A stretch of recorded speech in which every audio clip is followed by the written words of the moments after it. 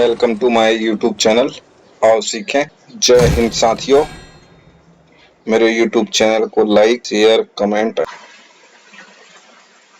तो इससे पहले हमने भारत का इतिहास पढ़ा था और इसी क्रम में इतिहास को आगे बढ़ाते हुए हम सिंधु घाटी सभ्यता में। तो सिंधु घाटी सभ्यता एक विकसित सभ्यता थी और इसकी काल अवधि के बारे में रेडियो कार्बन C40 जैसी नवीन विश्लेषण पद्धति के द्वारा सिंधु सभ्यता की सर्वमान्य तिथि 2400 ईसा पूर्व से 1700 ईसा पूर्व मानी गई है। इसका विस्तार त्रिभुजाकार है। सिंधु घाटी सभ्यता की खोज 1921 में राय बहादुर शास्त्री और दयाराम साहनी ने की थी। सिंधु सभ्यता को अद्य ऐतिहासिक अथवा कांस्य सभ्यता या कांस्य युग में रखा गया जाता है। इस सभ्यता के प्रमुख निवासी द्रविड़ और भूमध्य सागरीय थे। सर जॉन मार्शल भारतीय पुरातात्विक सर्वेक्षण विभाग के तत्कालीन महानिदेशक ने 1924 ईस्वी में सिंधु सभ्यता को सिंधु घाटी सभ्यता नामक एक उन्नत नगरीय सभ्यता पाए जाने वाली की विधिवत घोषणा की।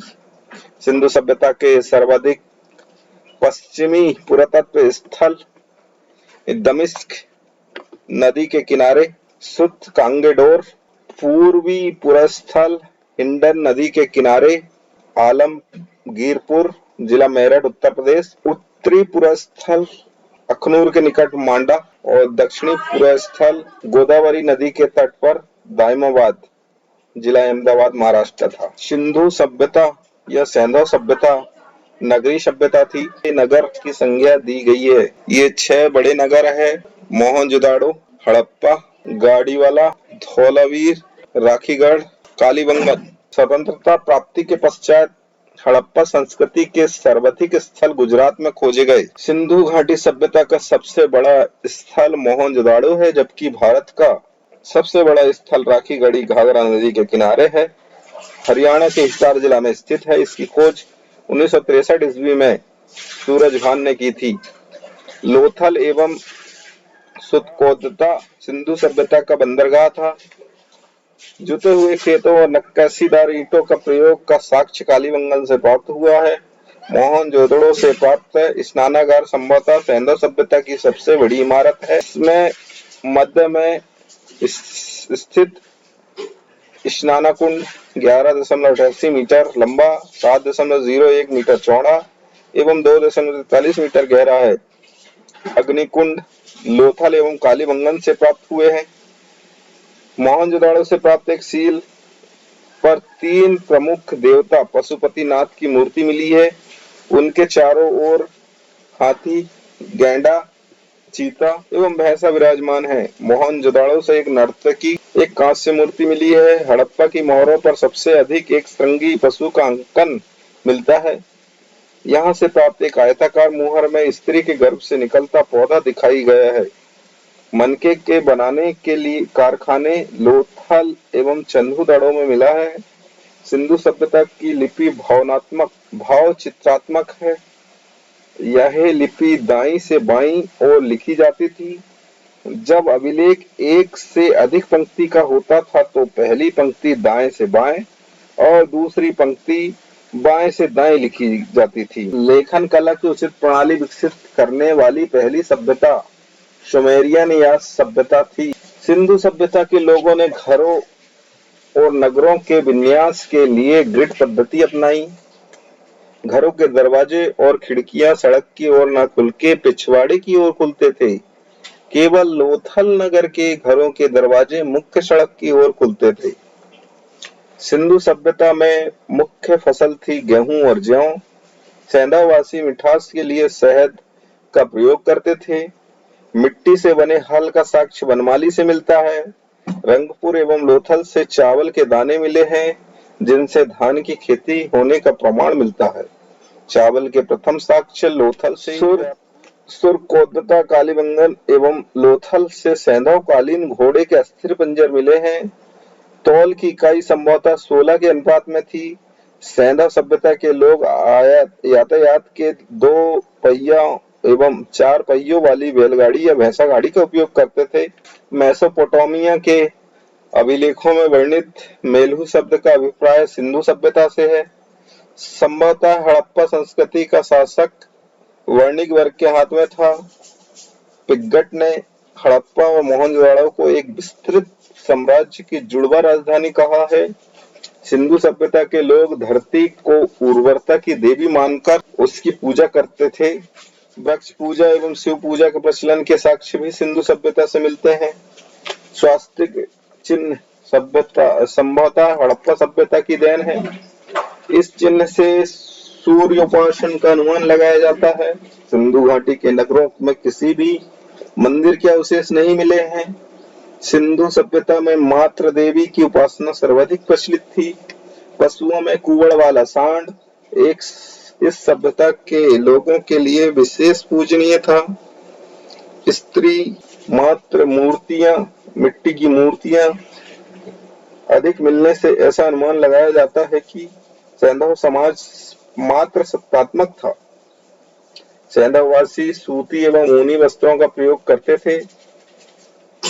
मनोरंजन के लिए सैंधववासी मछली पकड़ना, शिकार करना, पशु पक्षियों को आपस में लड़ाना, चौपड़ और पासा खेलना आदि साधनों का प्रयोग करते थे। सिंधु सभ्यता के लोग काले रंग से डिजाइन किए हुए लाल मिट्टी के बर्तन बनाते थे। सिंधु घाटी के लोग तलवार से परिचित नहीं थे। कालीबंगन एकमात्र हड़प्पाकालीन स्थल था जिसके निचले शहर समान लोगों के रहने हेतु भी किले से घिरा हुआ था। कालीबंगन का अर्थ है काली चूड़ियां। यहाँ से पूर्व हड़प्पा स्तरों के खेत जोते जाने के और अग्नि पूजा के प्रथा के प्रमाण मिले हैं। पर्दा प्रथा एवं वेश्यावृत्ति सैंधव सभ्यता में प्रचलित थी। शवों को जलाने और गड़ाने यानी दोनों प्रथाएं प्रचलित थी। हड़प्पा में शवों को दफनाने जबकि मोहनजोदड़ो में जलाने की प्रथा विद्यमान थी। लोथल एवं कालीबंगा में युग में समाधि मिली है। सैंधव सभ्यता के विनाश का संभवतः सबसे प्रभावी कारण बाढ़ था। आग में पकी हुई ईंटों को टेराकोटा कहा जाता था। सैंधववासी विदेशी व्यापार भी करते थे और विदेशों से सामानों को आयात भी करते थे, जैसे तांबा खेतड़ी बलूचिस्तान और ओमान से आयात किया करते थे, चांदी अफगानिस्तान और ईरान से, सोना कर्नाटक अफगानिस्तान ईरान से, टिन अफगानिस्तान ईरान से, गोमद सौराष्ट्र से, लाजवर्त मेसोपोटामिया से, सीसा ईरान से आयात करते थे। सैंधव सभ्यता के प्रमुख स्थल नदी के किनारे उत्खनन और उत्खननकर्ता के नाम। हड़प्पा रावी नदी के किनारे, पाकिस्तान पंजाब प्रांत के साहिवाला जिला। दयाराम साहनी ने 1921, माधव स्वरूप वत्स 1926। मोहनजोदड़ो सिंधु नदी के किनारे, पाकिस्तान के सिंध प्रांत का लरकाना जिला। राखलदास बनर्जी 1922। चन्हू-दड़ो सिंध प्रांत, एन.जी. मालुमकर 1931। कालीबंगन घग्गर नदी के किनारे, राजस्थान का हनुमानगढ़ जिला। अमलानंद घोष 1951 में। कोट दीजी सिंधु नदी के किनारे, सिंध प्रांत का खैरपुर स्थान। फजल अली 1953 में। रंगपुर मादर नदी के किनारे, गुजरात के काठियावाड़ जिला। रंगराव नाथ ने 1953 से 54 में खोज की। रोपण सतलज नदी के किनारे, पंजाब का रोपण जिला। यगदत्त शर्मा ने 1953 से 56 में खोज की। लोथल भोगवा नदी के किनारे, गुजरात के अहमदाबाद जिला। रंगनाथ राव ने 1954 में खोज की।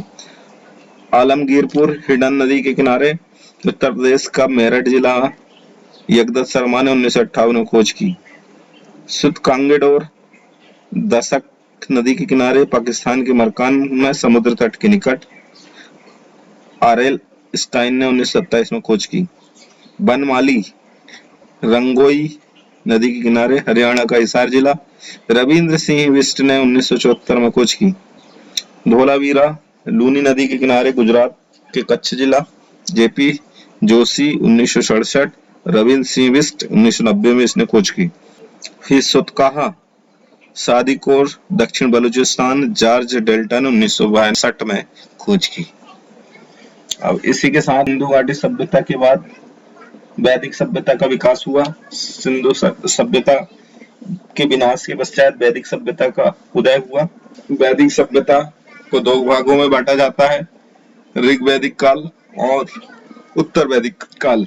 ऋग्वैदिक काल का समय 1500 से 1000 ईसा पूर्व और उत्तर वैदिक का काल 1000 से 600 ईसा पूर्व माना गया है। आर्य सर्वप्रथम पंजाब एवं अफगानिस्तान में बसे। मैक्स मूलर ने आर्यों का मूल निवास स्थान मध्य एशिया को माना है। आर्यों द्वारा निर्मित सभ्यता वैदिक सभ्यता कहलाई। यह एक ग्रामीण सभ्यता थी। आर्यों की भाषा संस्कृत थी। आर्यों की प्रशासनिक इकाई आरोही क्रम से इन 5 भागों में बांटा गया है। ग्राम, विष, जन, राष्ट्र। ग्राम के मुखिया को ग्रामीण, विष के मुखिया को विषपति एवं जन के मुखिया को राजन कहते थे। राज्य अधिकारियों में पुरोहित एवं सेनानी प्रमुख थे। वशिष्ठ रूढ़िवादी एवं विश्वामित्र उदार पुरोहित थे। सूत, रत्कार, कमादी नामक अधिकारी रत्नी कहे जाते थे। इनकी संख्या राजा सहित करीब 12 थी। पुरप, दुर्गपति एवं स्पष्ट जनता की गतिविधियों को देखने वाला गुप्तचर होते थे। वाजपति गोचर भूमि का अधिकारी होता था। उग्र अपराधियों को पकड़ने का कार्य करता था। ऋग्वेद में किसी तरह के न्यायाधीशों का उल्लेख नहीं मिलता है। सभा और समिति राजा को सलाह देने वाली संस्था थी। सभा श्रेष्ठ एवं संभ्रांत लोगों की संस्था थी, जबकि समिति सामान्य जनता का प्रतिनिधित्व करती थी। इसके अध्यक्ष को ईशान कहा जाता था। स्त्रियां सभा एवं समितियों में भाग ले सकती थी। युद्ध में कबीले का नेतृत्व राजा करता था। युद्ध के लिए गविष्टि शब्द का प्रयोग किया गया है, जिसका अर्थ है गायों की खोज।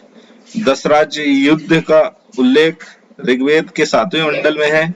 यह युद्ध पुरुषारणी यानी कि रावी नदी के तट पर सुदास एवं 10 जनों के बीच लड़ा गया, जिसमें सुदास विजयी रहा। ऋग्वैदिक समाज 4 वर्णों में विभक्त था। ये वर्ण थे ब्राह्मण, क्षत्रिय, वैश्य, शूद्र। यह विभाजन व्यवसाय के आधार पर था। ऋग्वेद के 10वें मंडल के पुरुष सूक्त में चतुर्वर्णों का उल्लेख मिलता है। इसमें कहा गया है कि ब्राह्मण परम पुरुष के मुख से, क्षत्रिय उनकी भुजाओं से, वैश्य उनकी जंघा से एवं शूद्र उनके पैरों से उत्पन्न हुए। आर्यों का समाज पितृ प्रधान था। समाज की सबसे छोटी इकाई को परिवार या कुल थी, जिसका मुखिया पिता होता था, जिससे कुलप कहा जाता था। स्त्रियां इस काल में अपने पति के साथ यज्ञ कार्य में भाग लेती थीं।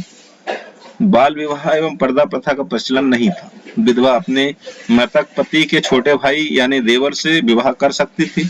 स्त्रियां शिक्षा ग्रहण करती थी। ऋग्वेद में लोपामुद्रा, घोषा, सिक्ता, अपला एवं विश्वास जैसी विदुषी स्त्रियों का वर्णन मिलता है। गर्गी ने यज्ञवल्क को वाद विवाद की चुनौती दी थी। जीवन भर अविवाहित रहने वाली महिलाओं को अमाजु कहा जाता था। जीविकोपार्जन के लिए वेद व्यांग पढ़ने वाले अध्यापक उपाध्यापक कहलाता था। आर्यों को मुख्य पेय पदार्थ सोमरस था। यह वनस्पति से बनाया जाता था। आर्य मुख्यतः 3 प्रकार के वस्त्र का उपयोग करते थे, बास, अधिवास और उशीर्ण। अंदर पहनने वाले कपड़े को नीति कहा जाता था। महर्षि कर्णाद को भारतीय परमाणुवाद का जनक कहा गया है। आर्यों के मनोरंजन का मुख्य साधन था संगीत, रथदौड़, घुड़दौड़। आर्यों का मुख्य व्यवसाय पशुपालन और कृषि था। गायों को अघन्य या न मारे जाने योग्य पशु कहा की श्रेणी में रखा गया था। गायों की हत्या करने वाले या उसे घायल करने वाले को वेदों में मृत्युदंड या देश निकाले तक की व्यवस्था थी। आर्यों का प्रिय पशु घोड़ा और सर्वाधिक प्रिय देवता इंद्र था। आर्यों द्वारा खोजी गई धातु लोहा थी, जिसमें श्याम अयस्क कहा जाता था। तांबे को लोहित अयस्क कहा जाता था। व्यापार हेतु दूर दूर तक जाने वाले व्यक्ति को पर्णी कहते थे। लेन देन में वस्तु विनिमय की प्रणाली प्रचलित थी। ऋण देकर ब्याज देने वाले व्यक्ति को वैकनाट या सूदखोर कहा जाता था। मनुष्य एवं देवता के बीच मध्यस्थता की भूमि निभाने वाले देवता अग्नि की पूजा की जाती थी। ऋग्वेद में उल्लेखित सभी नदियों में सरस्वती सबसे महत्वपूर्ण तथा पवित्र मानी जाती थी। ऋग्वेद में गंगा का 1 बार और यमुना का 3 बार उल्लेख हुआ है। इसमें सिंधु नदी का सर्वाधिक बार उपयोग हुआ है। उपनिषदों की संख्या 108 है, पुराणों की संख्या 18 है और वेदांगों की संख्या 6 है। प्रमुख दर्शन और उसके प्रवर्तक: चार्वाक दर्शन के प्रवर्तक चार्वाक, योग के पतंजलि, सांख्य के कपिल, न्याय के गौतम, पूर्व मीमांसा के जैमिनी, उत्तर मीमांसा के बादनारायण और वैशेषिक के कर्णाद या उल्लुक। ऋग्वेद कालीन नदियां जिनका अभी नाम वर्तमान में चेंज हो गया है: क्रुब का कुरमा, कुंभा का काबुल, विस्ता का झेलम, अस्किनी का चिनाब, पुरुषाणी का रावी, सतोद्री का सतलज, विपाशा का व्यास, सदानीरा का गंडक,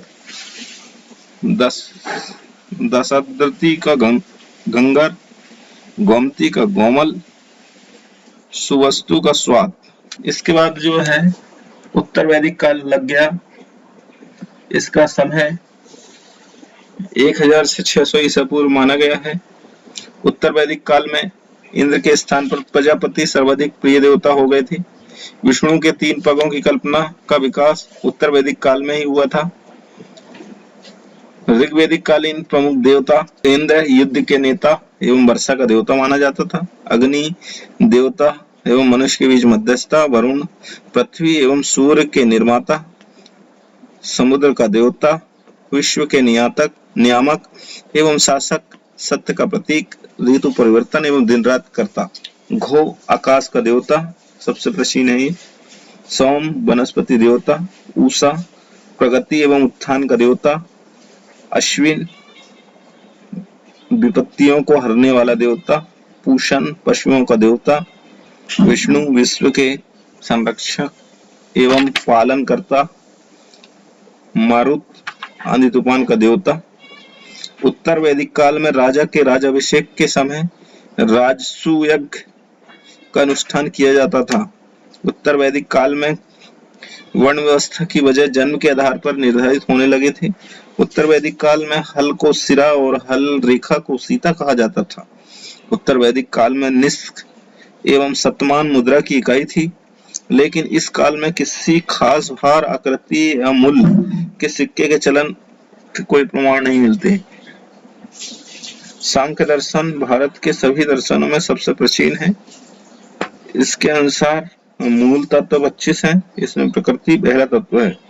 सत्यमेव जयते मुंडकोपनिषद से लिया गया है। इस उपनिषद में यज्ञ की तुलना फूटी नाव से की गई। गायत्री मंत्र सावित्री नामक देवता को संबोधित है, जिसका संबंध ऋग्वेद से है। लोगों को आर्य बनाने के लिए विश्वामित्र ने गायत्री मंत्र की रचना की थी। श्रद्धा को प्रथा पहले दत्तात्रेय ऋषि के बेटे नीमि ने शुरू की।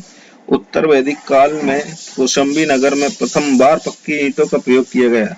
महाकाव्य 2 है, महाभारत और रामायण। महाभारत का पुराना नाम जय संहिता है। यह विश्व की सबसे बड़ा महाकाव्य है। गोत्र नामक संस्था का जन्म उत्तर वैदिक काल में हुआ। वेदांत दर्शन के मौलिक ग्रंथ ब्रह्मसूत्र या वेदांत सूत्र की रचना वादनारायण ने की थी। वैदिक काल के अंत में महान जनपद काल का उदय हुआ। बुद्ध के जन्म के पूर्व 6वीं शताब्दी ईसा पूर्व में भारतवर्ष 16 महाजनपदों में बटा हुआ था। इसकी जानकारी हमें बौद्ध ग्रंथ अगंतर निकाय से मिलती है। अब हम इस प्रकार देखेंगे। कंबोज की हटक राजधानी थी। राजौरी हजारा क्षेत्र में है वर्तमान में।